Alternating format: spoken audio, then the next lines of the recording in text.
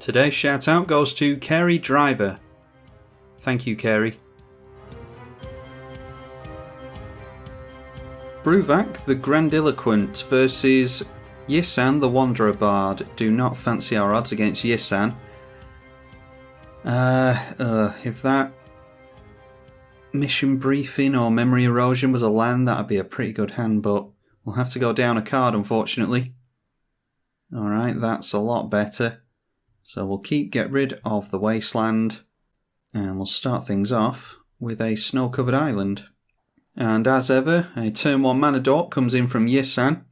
We get down another island, so we'll just go in for the petitioners.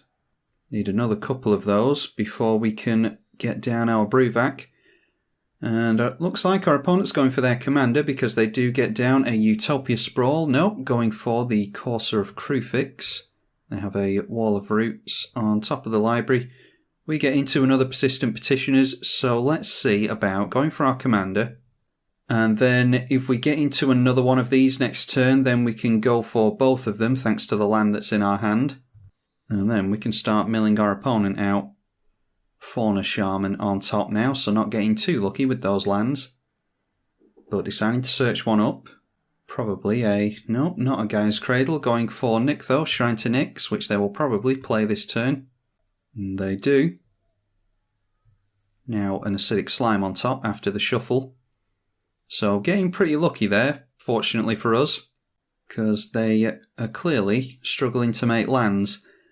Maybe we go for... Yeah, let's actually go for the Rhystic Study and try and draw into another Persistent Petitioners. And I think we can Pongify on the Courser of Kruphix to take them further away from a land as well. So we'll do that during their upkeep so that the ape has... Let's see what our opponent's doing here. Alright, going for Yeva. Yeah, so that our opponent's ape has Summoning Sickness and it can't swing in at us. Don't know how relevant that's going to be, but anyway, going for Rhystic Study now so that they don't have to give us a card. And now we have to bear in mind that they've got an Acidic Slime during our turn if they want it, but let's go for the Courser of Kruphix to try and keep them off a land. Alright, our opponent doesn't swing in, interestingly enough. Looks like they're just going to get down their Yisan at the end of the turn. They can tap down these two into Nykthos to give them 3 mana. 3 green mana specifically. And then they'll get 2 from here, so they can either go for Acidic Slime or their Yisan. Anyway, let's go for Persistent Petitioners. They'll give us a card if they go for Acidic Slime, by the way, because they won't have a mana left over for the Rhystic Study. So thanks to getting into the other Persistent Petitioners, we can play 2 out in 1 turn. And then we'll wait for our opponent to do whatever it is that they want to do before we go for the mill. Might actually mill in response to Yisan so that they might have less chance to search for what it is that they want to get into. We might be able to mill them out of a untap effect from Yisan. Going for that wall of roots, first of all, that we saw on top of their library. And they do give us a card draw, surprisingly. So Rhystic Study already paying for itself. And now I dare say that we see Yisan the Wanderer Bard. No, they are now going for the Acidic Slime, okay. And we get into double mana in Extra Planar Lens. So let's see if they are aiming for a land or the Rhystic Study. Yep, going after the Rhystic Study. So we got 2 cards out of that and drew the Ire of the Acidic Slime. Now a Woodland Bellower. Yeah, maybe we just allow that. They can still go in for Yisan. No, I think we take the hit here, actually. The problem is if we tap down now, they're going to be able to swing in at us pretty effectively. But I think we just do that anyway. We're certainly not blocking the Acidic Slime, so we'll take an extra 3 points of damage, because we wouldn't have blocked the Yeva either. So we'll try and take our opponent off of whatever they're going for with the Woodland Bellower. Don't think we actually took them off any creatures they could have gone for there, actually. Sylvan Caryatid they could have grabbed. Eternal Witness they could have grabbed. I don't think they would have gone for Eternal Witness either. But getting rid of a duplicant is pretty good. Quirion Ranger, that's another really good one to get rid of, with Yisan wandering around the place. Anyway, they got themselves into Magus of the Candelabra, which is really good with a Nykthos in play. I think we are just holding up Disallow next turn. Might be able to go in for an extra planar lens if we get into a land, but we do not. So yeah, I think we could go extra planar lens, get rid of a land, and then play a Persistent Petitioners out. I think we're just holding up Disallow at this point. We'll just have to hope that we can survive long enough. It might be that that extra bit of damage is actually relevant here. Alright, a Sol Ring. So there's no lack of mana on our opponent's side of the field. Might actually counter Yisan at this point. No, they're tapping down a lot of mana with Nykthos. So maybe they're going for a big X spell, Genesis Wave or something like that. Untapping their Nykthos with the Magus of the Candelabra. Jumping up to 19 mana. Now 22, 23 if they tap down the birds. They are not tapping down the birds. They haven't taken mana from Wall of Roots either. Yeah, look at that, a big X spell. So let's definitely go for Disallow on that. And now it's just a case of Big Green Stompy taking us out before we can do anything about it. So we block there. And we could block Yeva as well, just take 8. At the moment we're taking 12. I don't think we outrace them at this point. Maybe we just play a couple of Persistent Petitioners next turn and try and get some blockers in play. Yeah, so let's just leave the board like that for now. And then before the end of the turn, before the end of combat even, we will tap down our Persistent Petitioners, taking them down to 36 cards in the library. And we go down to 9. Definitely need to get some blockers in play. Okay, Sapphire Medallion allows us to get... Yeah, we can do both, can't we? Let's go for the Sapphire Medallion, then in for a couple of 2 mana Petitioners. And unfortunately, with no surplus of mana, we can't go for any 2 mana mills from our opponent. What we would be able to do is tap down 1, 2, 3 and 4 Petitioners, and then with another couple of mana be able to mill 2 here and 2 here. I'm not entirely sure how relevant it is. If we can survive next turn, I think we've got our opponent, because we just mill them out on our turn, our next turn, and that should be them dealt with. And they are in top deck mode, but they can go for a tutor with Yisan as well. Alright, tapping down a bunch of mana with the Nykthos again, and going in for a tutor with Yisan. Takes them into the Boreal Druid.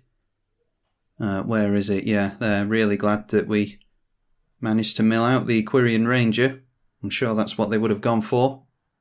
And at least Yisan can't swing in at us now, so that's just a little bit less damage for us to take. 1 card left in hand still from the card that they drew this turn. And our opponents worked it out. They've obviously decided to scoop it there. What we would have done in response to blocks, I assume that they swing in with all their big green stuff. So we block the Ape, we block the Woodland Bellower, and we probably block Yeva as well. So we lose 2 Persistent Petitioners. They get through 3 points of damage, I think it is, with these 2. But we have 4 Persistent Petitioners that we can tap down. We lose 2 in combat, and then we've still got 4 Advisors on our turn, so we mill them out for the rest, and they draw into an empty library during their next turn. So, yeah, being able to mill that Genesis Wave is really what saved us there, because I think it was X19. I think they definitely would have had us this turn, had it not have been for that counter. So looking pretty good there, even without the fast mana.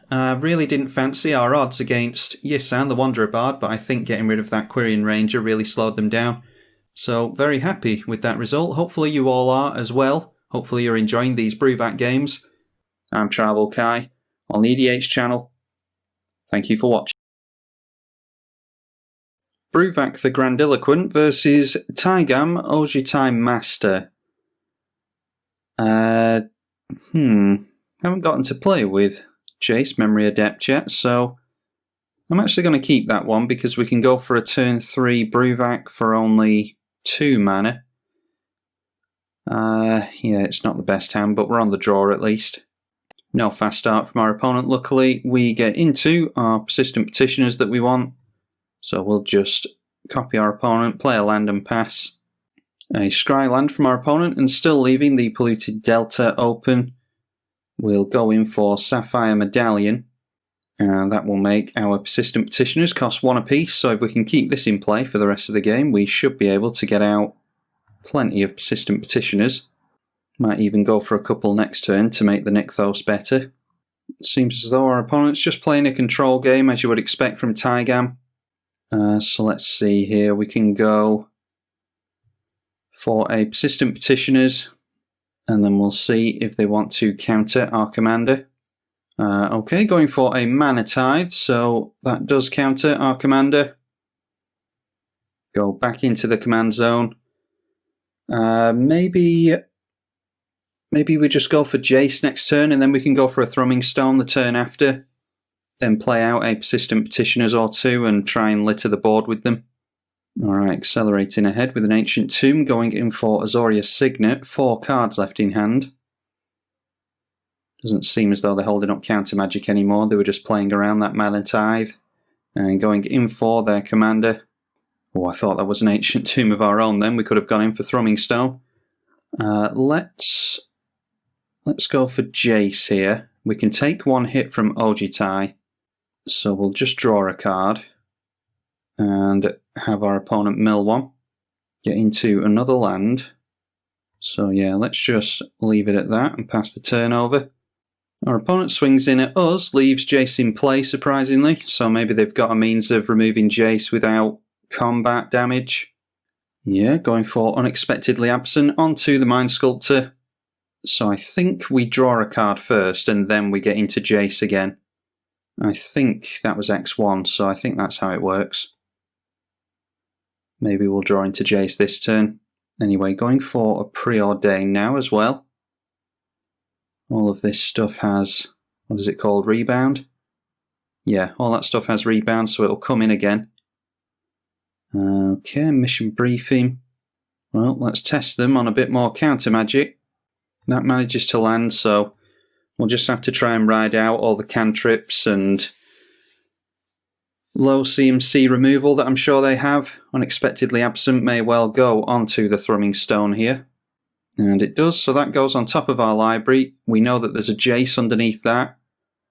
They get Opt and Preordain, scrying like crazy here.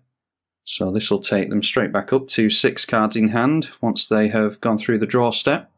Then whacking us for 3 commander damage again. Then a Council's Judgment, even more removal. We'll vote for the Sapphire Medallion, so that gets permanently exiled. Our opponent obviously voted for the Sapphire Medallion as well. You can vote for the same card that your opponent votes for, so you only lose 1 thing. And then exiling a bunch of stuff from the bin for a Dig Through Time. So going straight back up to 5 cards in hand, and now playing something else seemingly. Alright, a Jace Vryn's Prodigy. They're not too close to getting that going thanks to exiling a load of their graveyard. Alright, we're into the Thrumming Stone again. Let's go Nykthos. And let's just, they're going to exile the Thrumming Stone next turn. So, can we really play anything at all? Let's just go for the Persistent Petitioners. And then we'll hold up Mission Briefing and try and put some stuff in the bin that we don't care about. Yeah, we'll just have to go for that. So there we are, the Council's Judgment. And our opponent votes for the one with Summoning Sickness, so we'll obviously vote for the same thing again. Another Dig Through Time from our opponent.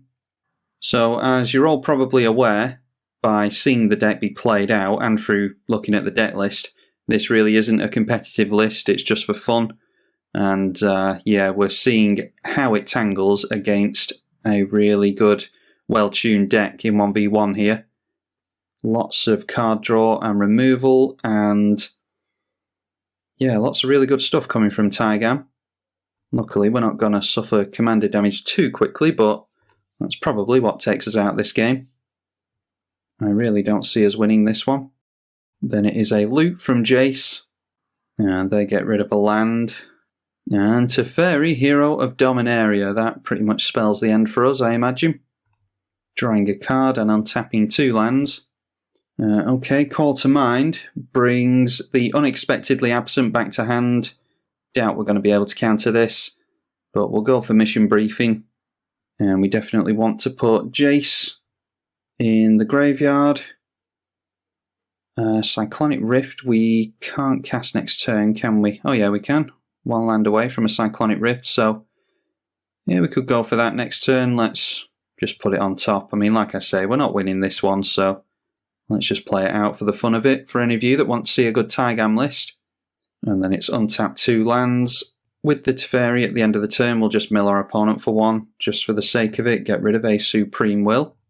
And then just going for that Unexpectedly Absent, which they will get again at the end of the turn. So pretty much just keeping us out of any permanents at the moment, other than lands, obviously. Because whatever we play next turn, they're going to Unexpectedly Absent on it. So, yeah, I mean, there's not a whole lot of anything we can do. We'll hold up the Cyclonic Rift. If we don't play anything, there's nothing for them to go for the Unexpectedly Absent onto, at least. So, yeah, let's just wait until the end of their turn, probably. And then we'll riff them, and it just gives them 1 more turn to play everything out. Gives us 1 more turn to survive. Call to Mind is now going on the dig through time again. Obviously not trying to flip Jace, although they can tap it here, and I think they'll flip it. How many cards do they need to see? Yeah, it is 5 or more. Drawing a card with Teferi, and I have no doubt that our opponent has counter magic in hand. They swing in with their commander. Then in for more mana rocks, down to 7 cards in hand. Finally deciding to flip Jace around. And they will do so after discarding a Mental Misstep to the loot. Just ticking up Jace for the sake of having more loyalty on there. Then a Merchant Scroll, okay, so going for a blue instant straight into the hand. So this is probably some kind of counter magic. Yep, they get themselves into a Memory Lapse straight into hand so they can counter this Cyclonic Rift. So there we go, let's just force them to counter this Rift. We'll get the Rift on top of our library, so we're pretty much just holding up the mana and doing it all over again. Then going for that dig through time again, I think we were done a few turns ago, so I'm just going to give it another turn and see if our opponent does anything other than turn their Taigam sideways into us. If it's just us waiting for them to get enough combats to take us out, then I think I will scoop it there, because we have very much been stomped this game. Like I said, it's not a competitive list by any means. We do have, like Mana Crypt and Force of Will in there and stuff like that, but it's nowhere near optimised for 1v1. It's just a fun build that I came up with because I wanted to use Persistent Petitioners, basically. So if you did want to build Bruvac, don't expect to be playing it in really super competitive metas. Anyway, Memory Lapse is obviously useless. On Rebound, Dig Through Time will just allow them to take 2 cards off the top 7, I think it is, of their library. What did they tutor for with the Merchant Scroll anyway? I don't think I saw what they tutored for there. Went for a Fact or Fiction, so we know they've got that in hand as well now. Primal Amulet makes their instants and sorceries cost 1 less. Then going through to combat again. Takes another couple of turns to get us on commander damage, but we're going to scoop before then. Let's just see if our opponent wants to do anything about this Cyclonic Rift. I'll just do it now. Like I say, we've lost this one anyway, so I'm not bothered about playing Cyclonic Rift at the end of the turn. Yep, there we go. They had a Spell Pierce anyway. So let's call that a day. And hopefully some of you got some enjoyment from seeing a really good Taigam Ojutai Master List. We were never going to do anything against a deck like that with a deck like this. But like I said, hopefully some of you enjoy watching this kind of gameplay from this kind of deck building strategy, because yeah, that was a really, really good one for 1v1. It's a shame we didn't get to mill their library and have a look at the deck list. But anyway, hopefully you all enjoyed this Bruvac video. Be sure to leave it a thumbs up and subscribe if you did. I'm tribalkai on the EDH channel. Thank you for watching.